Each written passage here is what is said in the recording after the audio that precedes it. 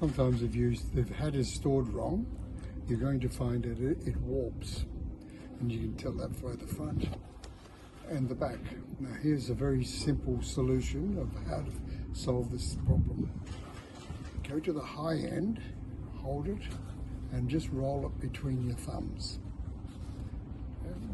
Do the working around there like this, and all this is going to do is reshape the nylon that's inside. Come around to the back, you take the high side again, and you roll it.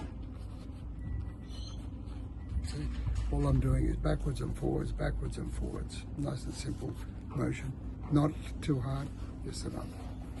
Okay, so this one still needs, take the high side again, and we roll it.